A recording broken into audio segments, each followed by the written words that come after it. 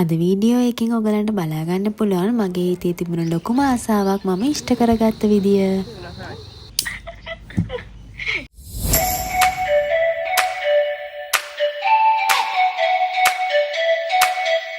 Hi guys, welcome back to our channel.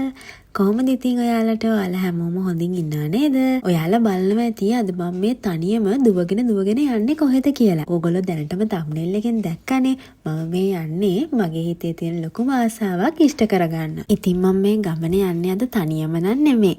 මගේ හොඳම යාළුවෙක් එක්ක. ඔයාලා ගිය අවුරුද්දේ අපි ලංකාවට ආපු වීඩියෝ සීරීස් එක බැලුවා නම් මේ කවුද කියලා ඔයාලා දන්නවා ඇති. ඉතින් ඔයාලා දන්නවනේ මම මේ පාර ලංකාවට ආවේ urgent reason එකක් නිසා කියලා. ඒ වුණාට මම හිතුවා මම මේ පාර ලංකාවට ආපු එකේ මගේ හිතේ තිබුණ ලොකුම ආසාවක් ඉෂ්ට කරගන්න. ඉතින් ඒ ගමනට මම සයුවත් එකතු කරගත්තා. ඔන්න එහෙනම් අපි අපේ ගමන පටන් ගත්තා. ඕගොල්ලෝ දැන් දන්නවනේ අපි මේ කොහෙද යන්නේ කියලා. අපි අද මේ යන්නේ අනුරාධපුරේ. මම මීට කලින් අනුරාධපුරේ කීප සැරයක්ම ගිහිල්ලා තිබුණත් ඒ ගිය හැම පාරකටම වඩා මේ පාර යන අරමුණ වෙනස්ම එකක්. ඔයාලා දිගටම වීඩියෝ එක බලාගෙන ඉන්නකෝ. මම ඔයාලට කියන්නම් අනුරාධපුරේ යන්න මෙච්චර මට ආසාවක් ඇති උනේ ඇයි කියලා. අන්තිමට අපිට කෑම හම්බුණා. වතුර බෝතලයකුත් හම්බුණා. අපි හාමතේ හිටියේ. සෝමාලියාවට ඇවිල්ලා අපි දෙන්න දවල්ටත් හරියට කාලා හිටියේ නැති නිසා අපි දෙන්න ගොඩාක් බඩගින්නකින් තමයි හිටියේ. ඉතින් ට්‍රේන් එකත් ගොඩාක් දුරක් ආවට පස්සේ තමයි අපිට මෙහෙම කෑම ගන්න තැනක් හම්බ වුනේ. අමෘතේ.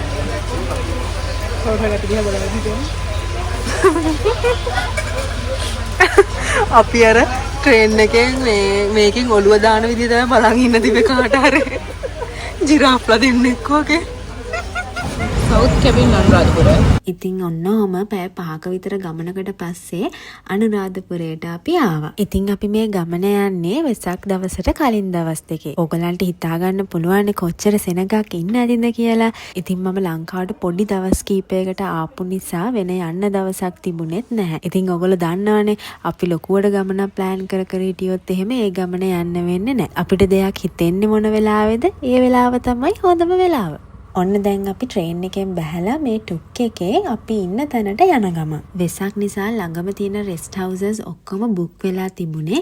ඉතින් අද අපි මේ ඉන්න තැන ටවුන් එකෙන් කිලෝමීටර් 2-3ක් වගේ ඈතින් තමයි තිබ්බේ. වන් නයිට් එකකට මේ රූම් එක අපි දෙන්නට මුනේ 2750ක්. එදා රෑ අපි දෙන්න අනුරාධපුරයට යද්දි 9:09 වගේ වුණා. ඉතින් කොච්චර ආස වුණත් අපිට වෙලාව මදි වුණා රෑ ගිහිල්ලා රුවන්වැලි මහා සෑය වඳින්න. ඉතින් ඒක නිසා අපි දෙන්න හිතුවා උදේම නැගිටලා 5:00 වගේ රුවන්වැලි මහා සෑය වඳින්න යන්න.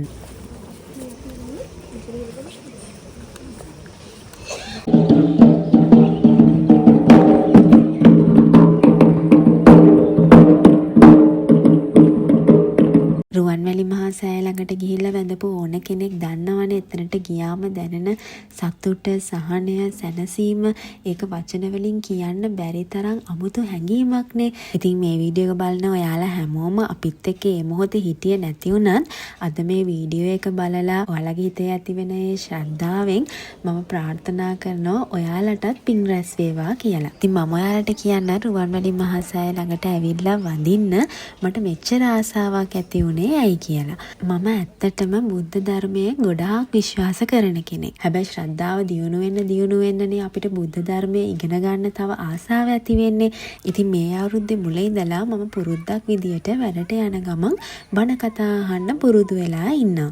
ඉතින් මේ බණ කතා අහන්න මගේ හිතේ බුද්ධ ධර්මය ගැන තියෙන ශ්‍රද්ධාව තව වැඩි වුණා. ඉතින් මම දැනගෙන හිටියේ නැති ගොඩාක් දේවල් මන්ට දැනගන්න පුළුවන් වුණා.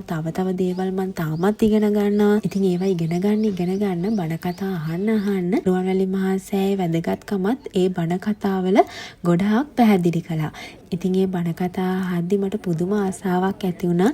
මම ලංකාවට ගිය දවසක අනිවාර්යෙන් ආපහු අනුරාධපුරේ ගිහිල්ලා රුවන්වැලි මහා සෑය වඳිනවා කියලා. ඉතින් අපි නොදැන ඔහේ ගිහිල්ලා වඳිනවට වඩා අපි යමක් දැනගෙන ගිහිල්ලා ශ්‍රද්ධාවෙන් වන්දනා කරද්දි අපිට දැනෙන හැඟීම වෙනස්නේ. ඉතින් ඒකයි මම කිව්වේ මම මේ පාර අනුරාධපුරේ යන අරමුණ වෙනස් කියලා. ඉතින් මට දැනෙනවා මම කලින් පාරවල අනුරාධපුරේ ගිය ගමනට වඩා මේ පාර ගමන විශේෂයි කියලා. මම මේ පාර අනුරාධපුරේ වන්දනා කරලා ලංකාවෙන් ඈතට ගියත් මම මේ වීඩියෝ එක බලන වාරයක් ගානේ මම ශ්‍රද්ධාවෙන් කරගත්තේ පින්කම මතක් කරලා තව තවත් ගොඩාක් සතුටු වෙයි. ඉතින් අද වීඩියෝ එක බලන ඔයාලගෙන් මම ඉල්ලන්නේ ඔයාලට පුළුවන් හැම වෙලාවකම එක බණ කතාවක් හරි අහන්න. මුල් දවස් දෙක තුන ඔයාලට ටිකක් අමාරු වෙයි. හැබැයි ඔයගොල්ලෝ ඒක පුරුද්දක් විදියට නිතර අහද්දී ඔයාලට ඉබේම ඒකට ආසාවක් ඇති වෙයි. අපි දැන් මේ තූපාරාමයේ වඳින්න යන ගම. ඔයාලා දන්නව නේද තූපාරාමයේ වැදගත්කම? බුදුරජාණන් වහන්සේගේ දකුණු අකුධාතුන් වහන්සේ නිදන් කරලා තියෙන තූපාරාම චෛත්‍යය. ඔයාලත් ඊළඟ පාර අනුරාධපුරේ වන්දනා කරන්න යද්දී ඒ හැම වන්දනා ස්ථානයකම වැදගත්කම දැනගෙන යන්න බලන්න. අපි ඔහේ නිකන් ගිහිල්ලා අරමුණක් නැතුව වඳිනවට වඩා අරමුණක් ඇතුව ශ්‍රද්ධාවෙන් වඳිද්දී ඒකේ වැදගත්කම වැඩිනේ.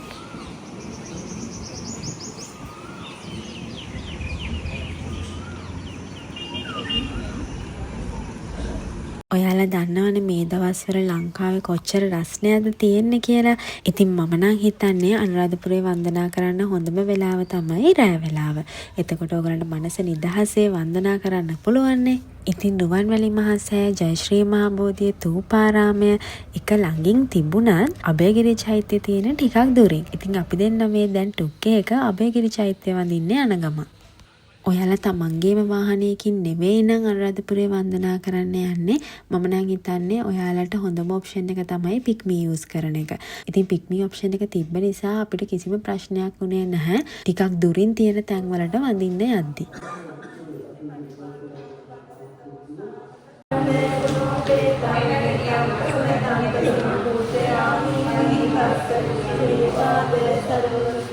සාමාන්‍යයෙන් අපි දුර ගමනක් ගියාම මේ වගේ තැනක නවතින්න අමතක කරන්නේ නැහනේ. ඔන්න ඉතින් සයොත් ගියා එයාට ඕන කරන දේවල් ටිකක් ගන්න. ඊට පස්සේ අපි මේ යන්න හදන්නේ සමාධි බුද්ධ ප්‍රතිමාවයි කුට්ටම් පොකුණයි බලන්න. අයිස්ක්‍රීම් කකා ගිහිල්ලා තව පොඩ්ඩෙන් සයුව රිලා පැටියෙක් අරගෙන යනවා. බ්‍රෙක්ෆාස්ට් පිටුපස්සේ ඉඳන්න.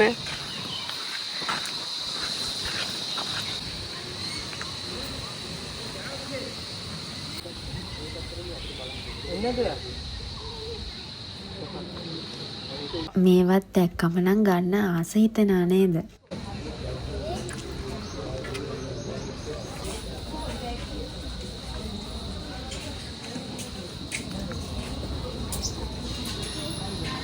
දැන් අපි මේ ඇවිත් ඉන්නේ කොට්ටම් පොකුණ බලන්න. අපි දෙන්න දැන් තමයි මේ උදේට කන්න හදන්නේ. අපිට රස පොල් රොටි එකක් එක්ක රස ලුණු මිරිසක් හම්බ වුණා. ඉතින් අපි දෙන්න දැන් මේ ප්ලේන් ටී එකක් එක්ක රස කර පොල් රොටි කන්න තමයි මේ ලෑස්ති වෙන්නේ.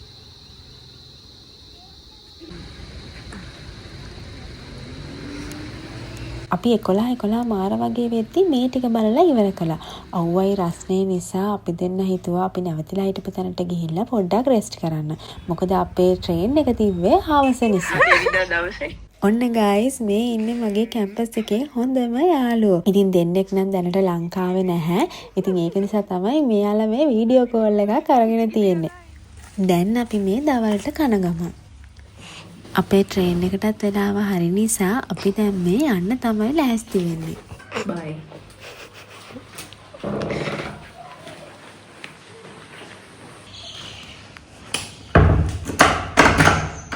ඉතින් ඔන්න ඔහම තමයි ගයිස් මගේ හිතේ තිබුණ ලොකු ආසාවක් ලංකාවට හදිසියෙම ඇවිල්ලා වුණත් මම ඉෂ්ට කරගත්තේ. ඉතින් මම කලිනුත් වීඩියෝ එකේ කිව්වානේ අපි නැකත් බල ප්ලෑන් කර හිටියොත් එහෙම දැන් කරන්න ඕන දේ අපිට දැන් කරන්න වෙන්නේ නැහැ. ඉතින් හොඳම නැකත හොඳම වෙලාව තමයි අපිට හොඳ දෙයක් කරන්න ඒ සිතුවිල්ල ඇති වෙන වෙලාව. ඉතින් කොහොම හරි මම මගේ ආසාව ඉෂ්ට කරගත්තා. ඉතින් මම ප්‍රාර්ථනා කරනවා මම රැස් කරගත්ත පින් මේ වීඩියෝ එක බලන ඔයාලටත් අනුමෝදන් වෙන්න කියලා. ඉතින් මම හිතනවා අද වීඩියෝ එක ඔයගලන්ට ගොඩාක් වැදගත් වීඩියෝ එකක් වෙන්න ඇති කියලා. එහෙනම් ඉතින් අපි ඉක්මනටම තවත් අලුත් වීඩියෝ එකකින් හම්බෙමු.